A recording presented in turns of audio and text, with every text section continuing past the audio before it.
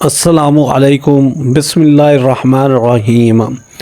मैं खाना काबा के सामने खड़ी दुआ मांग रही थी। वहीं एक लड़का अपनी माँ को हज करवाने लाया था। वो उसे कंधे पर बिठाए तवाफ़ करवा रहा था। तभी वो औरत ऊंची आवाज़ में दुआ करने लगी कि जल्द ही मेरा बेटा मर जाए। मैं ये सुनकर कांप गई और उस औरत से पूछा कि तुम अपने बेटे के लिए बद्दुआ क्यों कर रही हो। तो उसने जो कुछ मुझे बताया उसने मेरे पाँव तले से ज़मीन निकाल दी, क्योंकि उसका बेटा तो दरअसल हर साल की तरह इस साल भी हज करने के लिए जाने वाले लोगों का बहुत ज़्यादा रश लगा हुआ था। हर तरफ लोगों का हजूम ही हजूम नज़र आ रहा था। जहाँ तक निगाह दौड़ाओ वहाँ लोग ही लोग नज़र आते थे। कभी कभी मैं सोचती थी कि हज भी कितनी ही खूबसूरत इबादत है। दुनिया के तमाम अमीर गरीब काले गोरे ख़र्च हर एक में फ़र्क ख़त्म करके रख देता है और तमाम लोगों को एक ही जगह पर एक साथ खड़े होने का मौका देता है, जिससे इस बात का अंदाज़ा होता है कि अल्लाह के नज़दीक हर इंसान बराबर है, चाहे वो अमीर हो या गरीब, काला हो या गोरा, बादशाह हो या फ़कीर, सब अल्लाह के नज़दीक बराबर हैं। और हज जैसे फरीज़ों का अंजाम देते हुए सब के सब एक साथ खड़े हो जाते हैं। मुझे भी कई सालों से हज पर जाने का शौक़ था। दिल तड़पता था कि कब मौका मिले और मैं हज के लिए जाऊं, लेकिन वहां तक जाने के लिए मेरे पास इतने वसाइल नहीं थे। मैं एक मामूली सी गवर्नमेंट टीचर थी, तनख्वाह भी बहुत कम थी। बहुत कोशिश करती कि बचत कर लूं, लेकिन पूरे घर की ज़िम्मेदारी मेरे ही कंधों पर थी। मेरे अब्बा मज़दूर थे, इसलिए कोई काम काज नहीं कर पाते थे। घर में बहन भाइयों में सबसे बड़ी मैं ही थी। छोटी उम्र से ही घर का ख़र्चा उठाना शुरू कर दिया था। पहले मैं अपनी पढ़ाई के साथ साथ इधर उधर नौकरी वगैरह करती। बहुत से स्कूलों में भी पढ़ाया और जब मेरी पढ़ाई मुकम्मल हो गई फिर मैंने गवर्नमेंट स्कूल में जॉब करना शुरू कर दी। मामूली सी तनख्वाह दे रहे थे। मामूली इसलिए क्योंकि एक तो मुझे पूरे घर का ख़र्चा उठाना था और दूसरा हर गुज़रते दिन के साथ साथ महंगाई इतनी बढ़ती जा रही थी कि जितने भी पैसे मिलते कम लगते थे, लेकिन गुजारा तो करना ही था। साथ में मैं घर पर मोहल्ले के बच्चों को ट्यूशन भी पढ़ाया करती थी। मेरे बाकी बहन भाई भी पढ़ रहे थे। मेरी ख्वाहिश थी कि पढ़ लिख कर वो भी अपने पैरों पर खड़े हो जाएं। अम्मा चाहती थी कि अब मेरी शादी की तैयारियां शुरू कर दी जाएं, क्योंकि मेरी उम्र हो रही थी। मगर वो इस बात से भी परेशान थी कि घर का ख़र्चा मैं ही उठाती हूँ, शादी के बाद किस तरह से ये सब होगा। मैं भी इसी बात को लेकर हर वक्त टेंशन में रहती थी। अम्मा से मैंने कह दिया था कि जब तक मेरे बहन भाइयों में से कोई इस काबिल नहीं बन जाता कि वो अपने पाँव पर खड़ा हो सके और इस घर का ख़र्चा चला सके, तब तक आप मेरे लिए रिश्ता देखना बंद कर दें। मैं तब तक शादी नहीं कर सकती। अम्मा कहने लगी कि अगर मैंने वक्त पर तुम्हारी शादी नहीं की, कोई भी रिश्ता नहीं मिलेगा। वैसे भी हर कोई मुझसे यही पूछता है कि आप अपनी बेटी की शादी कब करेंगे। लोगों को लगता है कि हम तुम्हारा पैसा खाने के लिए जानबूझकर तुम्हें घर पर बिठाए हुए हैं, लेकिन हकीकत क्या है इससे कोई भी वाकिफ़ नहीं है। मैंने अम्मा से कहा कि आप लोगों की बातों पर ध्यान देना छोड़ दें। लोगों का काम तो बातें करना ही है। कोई भी कभी भी हमारी मदद के लिए आगे नहीं बढ़ा है। मेरा घर मेरी ज़िम्मेदारी है और आप सब कोई गैर नहीं हैं, मेरे अपने हैं, तो मैं आप सब के ऊपर बोझ कैसे हूँ और आप लोग मेरा फ़ायदा कैसे उठा सकते हैं। आप लोगों की बातों को मत सुना करें। मुझे खुशी मिलती है अपने घर का ख़र्चा उठाकर और अपने घर के लिए मेहनत करके। दूसरों का हमारे घर के हालात कभी भी समझ में नहीं आ सकते। जब तक अब्बा ठीक थे तब तक तो वो अच्छे से घर चला रहे थे। मेरे समझाने पर अम्मा ने कहा कि ठीक है, लेकिन तुम्हारे लिए रिश्ता तो ढूंढना ही पड़ेंगे। अभी मंगनी कर देते हैं और बाद में शादी कर देंगे। मैंने अम्मा से कहा कि कोई भी इतनी देर इंतज़ार नहीं करता है। आप परेशान ना हो, जब शादी होनी होगी उस वक्त हो जाएगी। हो सकता है कि अभी शादी होना मेरे हक़ में बेहतर ना हो। मैंने अम्मा को तो किसी न किसी तरह से मना लिया था, लेकिन मोहल्ले और दीगर लोग जो मुझे जानते थे, जहाँ पे मुझे देखते उसी मौजू को लेकर बैठ जाते थे। अगले साल मैं पूरी 25 की होने वाली थी और अब तक मेरी शादी नहीं हुई थी। लोग इसी बात को लेकर ऐसे परेशान हो रहे थे जैसे इस दुनिया में और कोई मसला ही ना रहा हो। पहले तो मैं लोगों की बातों पर कुछ भी नहीं कहती थी, फिर मैंने बहस करना शुरू कर दी। आहिस्ता आहिस्ता मुझे इनकी आदत पड़ गई और मैं आगे से सिर मुस्कुरा देती। मुझे ये समझ नहीं आती थी कि सब लोग शादी को उम्र से क्यों मशरूत करते हैं। हालांकि शादी कोई बच्चों का खेल नहीं है।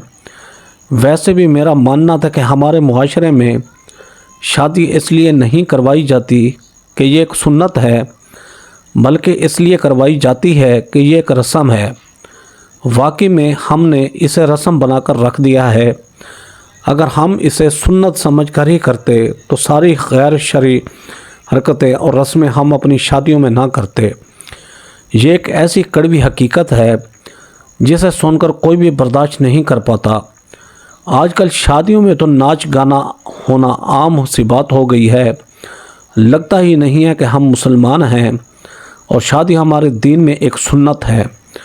लोगों के दोहरे म्यार देख देख कर तो मेरा दिल ही अदो-ओब हो गया था। इसलिए मैं किसी से ज़्यादा बातचीत भी नहीं करती थी, ना ही अपने घर के मसाइल वगैरह किसी से शेयर करती थी। जो भी बात होती थी अपने तक रखती थी और अपने हर मसले को खुद ही हल करने की कोशिश करती थी। बाकी सब तो मेरी ज़िंदगी में ठीक ही चल रहा था, लेकिन अम्मा की परेशानी वहीं की वहीं थी। अब भी वो मुझे कहती थी कि कम से कम मंगनी ही कर लो, फिर शादी कर लेना, मगर मैं मना कर देती। मेरा सारा ध्यान अपने बहन भाइयों के मुस्तकबिल को बेहतर बनाने पर था। लेकिन फिर एक दिन अम्मा ने मुझे अपने पास बिठाया और कहा कि देखो बेटा, मैं तुम्हारे लिए अब रिश्ते ढूंढना शुरू कर रही हूँ। अब तुम मुझे मज़ीद इनकार नहीं कर सकती। ये कहकर उन्होंने रिश्ते करवाने वाली को फ़ोन किया और उससे कहा कि आप मेरी बेटी के लिए रिश्ते ढूंढना शुरू कर दो। बहुत से रिश्ते देखने के बाद अम्मा को एक रिश्ता समझ में आया तो अम्मा ने उन्हें हमारे घर पर बुला लिया। वह अकेला ही आदमी था, उसके माँ बाप नहीं थे, अकेला ही रहता था और अब शादी के लिए लड़की ढूंढ रहा था। अम्मा ने उसके सामने अपने हालात साफ साफ बता दिए और कहा कि हमारी बेटी इस घर का ख़र्चा चलाती है, या तो तुम अभी मंगनी कर लो और कुछ साल बाद शादी कर लेना, जब तक मेरे कोई और बच्चे कमाने के काबिल हो जाएं, या फिर इसे शादी के बाद ही नौकरी की इजाज़त दे दो ताकि वो हमारे घर का ख़र्चा उठा सके। देखो बेटा, तुम्हें यह बात बहुत ही अजीब लग रही होगी और तुम्हें लग रहा होगा कि हम अपनी बेटी की कमाई खाना चाहते हैं, लेकिन ऐसा नहीं है। मेरे शौहर मज़दूर हैं और मुझे भी कोई हुनर नहीं आता। बच्चे छोटे हैं, हम में से कोई भी कमा नहीं सकता। मेरी बेटी है जो कमा रही है। वो इंसान बहुत ही अच्छा लग रहा था। उसने अम्मा से कहा कि आप फ़िक्र मत करें, बल्कि मैं खुद ही आप लोगों की मदद किया करूँगा। यूँ अम्मा ने उस रिश्ते को पसंद करके रिश्ता भी पक्का कर दिया। मुझे भी वो रिश्ता पसंद आया था। एक दो बार मैंने उससे बात भी की। वो बहुत ही सुलझे हुए इंसान लग रहे थे। यूँ हमारी शादी की तारीख भी पक्की कर दी गई। 2 महीने बाद ही हमारी शादी थी। इतनी जल्दी ऐसा हुआ था कि मुझे यकीन ही नहीं आ रहा था। शादी हो जाने के बाद भी मैं नौकरी करती थी और घर पर पैसे भिजवाती थी। मेरे शौहर ने कभी भी इस बात पर एतराज़ नहीं किया था, बल्कि कभी कभी तो वो मेरी मदद भी कर दिया करते थे और इस तरह से मदद करते थे कि मुझे महसूस भी नहीं होता था। उनकी अच्छाइयों की तो मैं गुरविदा हो गई थी। शादी के बाद वो मुझे कुछ दिन के लिए घुमाने भी ले गए थे। ज़िंदगी में इतनी मसरूफ़ रही थी कि कभी भी अपने लिए वक्त नहीं निकाला था और ना ही कहीं घूमने गई थी, ना तो स्कूल ट्रिप पर ना ही कॉलेज ट्रिप पर। पहली बार अपने शौहर के साथ ही घूमने के लिए गई थी। वो मुझे शुमाली इलाका जात में ले गए थे। वहाँ की खूबसूरती देखकर तो मैं दंग रह गई थी। کہ اتنے خوبصورت علاقے بھی ہمارے ملک میں موجود ہیں۔ مجھے ویسے بھی اپنے وطن سے بہت محبت تھی۔ مجھے تو ان لوگوں پر حیرت ہوتی تھی جو اپنی وطن کو چھوڑ کر چلے جاتے تھے۔ ایک دن میرے شوہر نے مجھ سے کہا کہ دیکھو، میں جانتا ہوں کہ تم نوکری کر کے تھک جاتی ہو، اگر تم یہ نہیں کر پا رہی تو مجھے بتاؤ، میں تمہارے گھر والوں کا خرچہ اٹھا لوں گا۔ میں نے اپنے شوہر کو محبت سے دیکھا اور ان سے کہا کہ دیکھیں، آپ کی بات میں سمجھتی ہوں اور یہ بھی جانتی ہوں کہ آپ کو میرا خیال ہے، لیکن وہ میرے گھر والے ہیں اور اماں کو یہ بات بالکل بھی اچھی نہیں لگے گی کہ آپ ان کا خرچہ اٹھائیں۔ ویسے بھی میرے بڑے بھائی کا کالج اس سال ختم ہو جائے گا اور وہ ایک نوکری بھی ڈھونڈ چکا ہے، ادھر سے اسے اچھی تنخواہ مل رہی ہے، اور تو میں اپنی نوکری چھوڑ دوں گی۔ میرے بھائی نے خود مجھ سے یہ بات کہی ہے۔ میرے شوہر یہ سن کر خوش ہو کر کہنے لگے کہ یہ اچھی بات ہے، ورنہ تمہاری اماں بھی ہمیشہ اس بات پر پریشان رہتی ہیں کہ تم کما کر دے رہی ہو، لیکن مجھے تم سے حد سے زیادہ پیار ہے۔ تم جس طرح سے اپنے گھر والوں کا خیال رکھتی ہو، میری زندگی میں ایک نعمت بن کر آئی ہو۔ اپنے شوہر کی بات پر تو میری آنکھیں بھیگ گئیں۔ پھر کچھ عرصے بعد جب میرے بھائی نے نوکری کرنا شروع کر دی اور مجھے تسلی ہو گئی کہ گھر کا خرچہ آرام سے چل سکتا ہے، تو میں نے اپنی نوکری چھوڑ دی۔ اب میں پورا وقت گھر پر رہتی اور گھر کے کام کاج کرتی۔ مجھے بہت سی کتابیں پڑھنے کا شوق تھا۔ اپنے اس شوق کو پورا کرنے کے لیے میں نے بہت سی کتابیں خریدیں اور فارغ وقت میں بیٹھ کر پڑھنے لگی۔ ان سے مجھے بہت کچھ سیکھنے کو ملتا۔ ایک دن میرے شوہر نے صبح آفس جانے سے پہلے مجھ سے کہا کہ میں تمہیں آج ایک سرپرائز دوں گا، تم یقیناً بہت زیادہ خوش ہو جاؤ گی۔ میں حیران ہوئی کہ آخر وہ مجھے کون سا سرپرائز دینا چاہتے ہیں، ایسی کیا بات ہو سکتی ہے۔ پورا دن میں اسی بارے میں سوچتی رہی۔ مجھے بےتابی سے انتظار تھا کہ کب شام کو آفس سے واپس آئیں گے اور مجھے سرپرائز کے بارے میں بتائیں گے۔ جب شام ہوئی تو میرے شوہر واپس آئے۔ میں فوراً ان کے پاس آئی، انہیں پانی وغیرہ دیا، پھر ان سے پوچھا کہ آپ نے مجھ سے کہا تھا کہ آپ مجھے کوئی سرپرائز دیں گے، آپ بتائیں نا کون سا سرپرائز تھا۔ میں پورا دن اسی بارے میں سوچ رہی تھی۔ یہ سن کر وہ ہنس پڑے اور کہنے لگے کہ تم بھی کتنی پاگل ہو، بچوں کی طرح چھوٹی چھوٹی چیز پر خوش ہو جاتی ہو۔ اچھا دیکھو، تم ہمیشہ سے حج پر جانا چاہتی تھی نا، تو میری کمپنی نے کچھ لوگوں کو چنا ہے جو اس سال کمپنی کی طرف سے حج پر جائیں گے۔ سارا خرچہ کمپنی ہی اٹھائے گی اور ان لوگوں میں میرا نام بھی آیا ہے۔ اب تم تیاری کر لو، ہم جلدی حج کے لیے جائیں گے۔ یہ سن کر تو میری خوشی کی انتہا نہ رہی۔ اتنے سالوں کا خواب اب سچ ہونے جا رہا تھا۔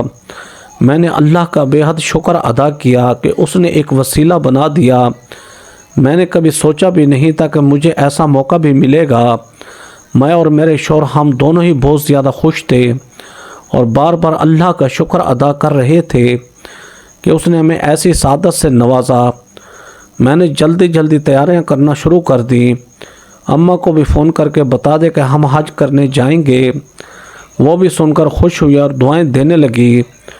جانے سے پہلے میں اماں ابا سے ملنے کے لیے آ گئی۔ ابا بار بار رو رہے تھے اور کہہ رہے تھے میری بہت خواہش تھی کہ میں بھی حج پر جاؤں۔ میں نے ابا سے کہا کہ آپ اچھی امید رکھیں، ایک دن آپ کو بھی موقع ملے گا، میں آپ کے لیے بہت دعائیں کروں گی۔ سب سے مل کر ہم لوگ ایئرپورٹ کے لیے نکل گئے۔ مجھ سے تو اپنے جذبات سنبھالے ہی نہیں جا رہے تھے۔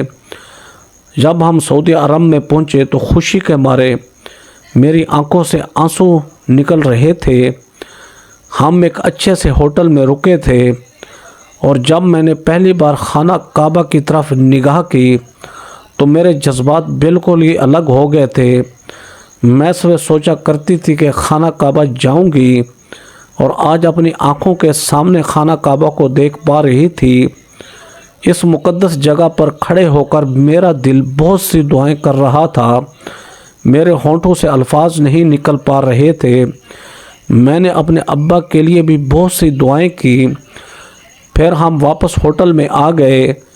جیسے جیسے میں وہاں عبادت کرتی تھی ویسے ویسے میرا دل بہت ہی زیادہ نرم ہوتا جا رہا تھا۔ میرا دل کیا کہ کاش میں ساری زندگی یہیں پر رہ پاؤں۔ میں جانتی تھی کہ یہ دن میری زندگی کے سب سے یادگار دن بننے والے تھے۔ ایک دن میں خانہ کعبہ کے سامنے کھڑی اللہ کے حضور دعائیں مانگ رہی تھی، تبھی میں نے دیکھا کہ ایک نوجوان ایک بوڑھی عورت کو اپنے کاندھے پر بٹھائے طواف کروا رہا تھا۔ یہ منظر دیکھ کر مجھے بہت زیادہ خوشی ہوئی کہ کتنا نیک بیٹا ہے، اپنی ماں کو کاندھے پر بٹھائے طواف کروا رہا ہے۔ لیکن پھر اچانک سے میں نے اس بوڑھی عورت کی آواز سنی۔ وہ اونچی آواز میں دعا کر رہی تھی کہ اس کا بیٹا مر جائے۔ یہ سن کر تو میں کانپ گئی۔ کوئی ماں اپنے اتنے نیک بیٹے کے بارے میں ایسی بد دعا کیسے کر سکتی ہے، اور وہ بھی خانہ کعبہ کے سامنے۔ میں فوراً اسے پریشان ہو گئی کہ آخر کیا ہوا ہے جو ایک ماں ایسی بد دعائیں کر رہی ہے۔ میرے لیے یہ بہت ہی حیرت کا مقام تھا۔ اس پاس موجود دیگر لوگ بھی اس عورت کو حیرت سے دیکھ رہے تھے کہ آخر اپنے بیٹے کے بارے میں ایسے کیوں کہہ رہی ہے اور اس کے لیے ایسی بد دعائیں کیوں کر رہی ہے۔ مگر میں نے دیکھا کہ اس نوجوان کو اس سب سے کوئی فرق نہیں پڑ رہا تھا۔ وہ بس خاموشی سے اپنی ماں کو کاندھے پر بٹھائے طواف کروا رہا تھا۔ میں اپنے شوہر کے ساتھ واپس ہوٹل میں گئی اور انہیں سارا واقعہ بتایا۔ میرے شوہر نے کہا کہ نہ جانے ایسی کیا بات ہے جو ایسی دعا کر رہی تھی، یہ تو بہت ہی تعجب کی بات ہے۔ میں پھر باقی پوری رات اسی بارے میں سوچتی رہی۔ اگلے دن 2 بار مجھے خانہ کعبہ میں وہی عورت بیٹھی نظر آئی۔ آج بھی وہ دعا کر رہی تھی۔ مجھے لگا کہ وہ دوبارہ اسے اپنے بیٹے کی موت کی دعا کر رہی ہوگی۔ میں نے سوچا کیوں نہ میں آج جا کر اس عورت سے پوچھوں آخر وہ اپنے بیٹے کے لیے ایسی دعا کیوں کر رہی ہے۔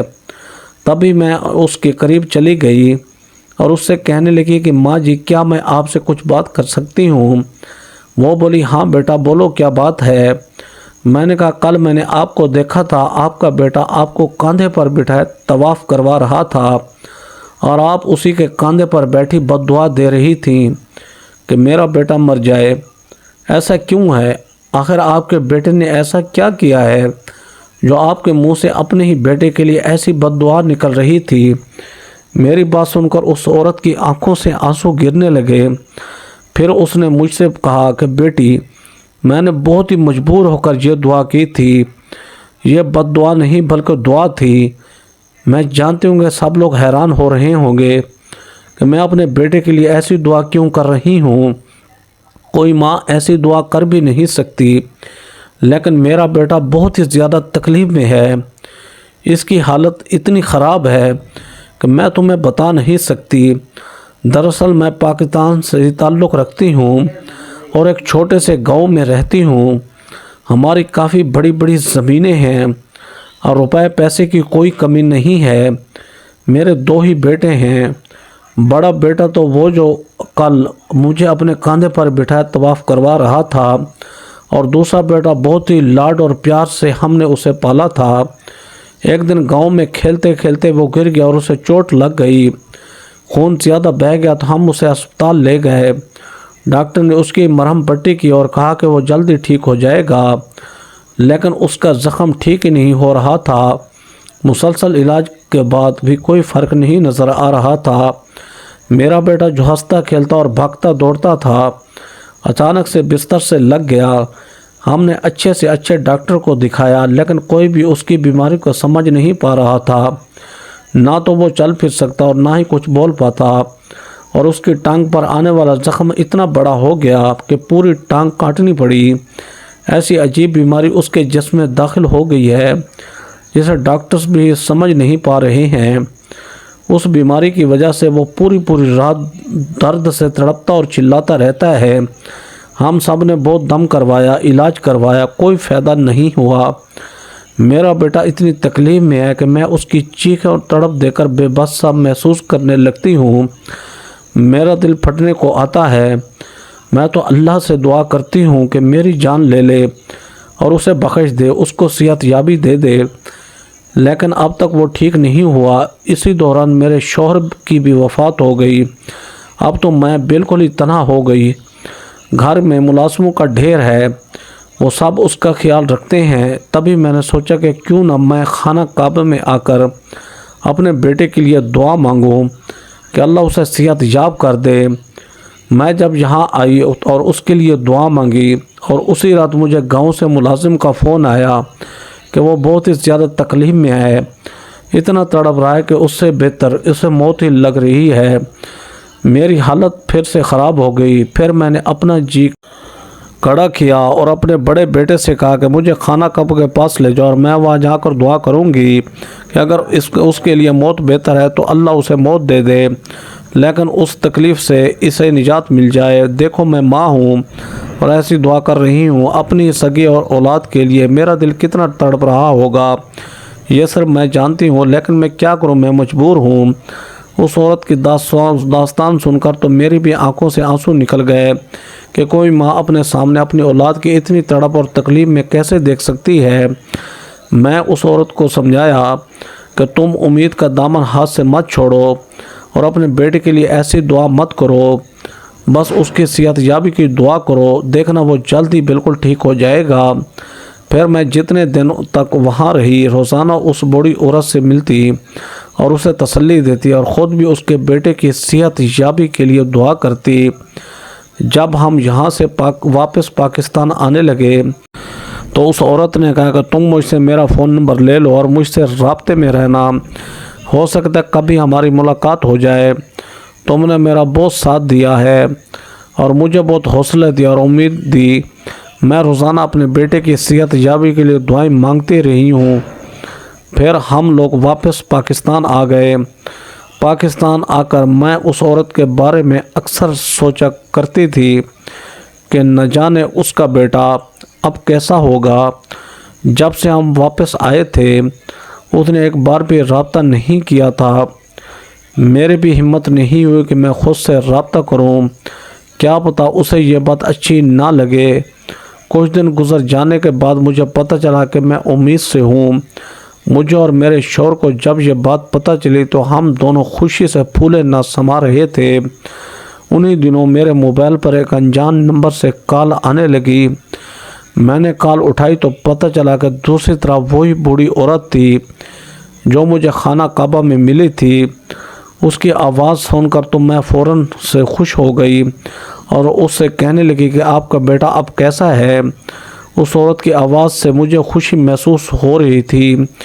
اس نے مجھے بتایا کہ جب میں حج سے واپس آئی اور گھر میں اپنے بیٹے کو دیکھا تو وہ مجھے پہلے سے کافی بہتر لگ رہا تھا، اور نہ جانے کس طرح سے اس کی بیماری ختم ہوتی گئی اور اب وہ بالکل ٹھیک ہے اور اپنے پاؤں پر کھڑا بھی ہو پا رہا ہے۔ اسے تکلیف بھی نہیں ہوتی۔ ڈاکٹر کا کہنا کہ یہ تو معجزہ ہوا ہے، کچھ ہی وقت میں وہ مکمل طور پر ٹھیک ہو جائے گا۔ میں نے تمہارا شکریہ ادا کرنے کے لیے کال کی تھی کہ تم اس دن اگر مجھے امید نہ دلاتی تو شاید میں اپنے بیٹے کو کھو چکی ہوتی۔ اس کی بات سن کر میں نے کہا ایسی کوئی بات نہیں ہے، ہمیں کبھی بھی مایوس نہیں ہونا چاہیے، چاہے اللہ سے ہمیشہ اچھی امید رکھنی چاہیے۔ یہ کہہ کر میں نے فون رکھ دیا اور بیٹھ کر سوچنے لگی کہ کبھی کبھی ہم انسان کتنے مایوس ہو جاتے ہیں اور خود کو بہت ہی بے بس محسوس کرنے لگتے ہیں۔ اگر ایسے وقت میں ہم اللہ پر بھروسہ رکھیں تو کوئی نہ کوئی معجزہ ضرور ہوتا ہے۔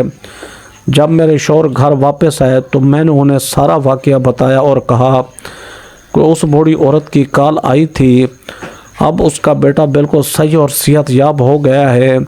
اس نے ہمیں اپنے گھر پر دعوت پر بلایا ہے۔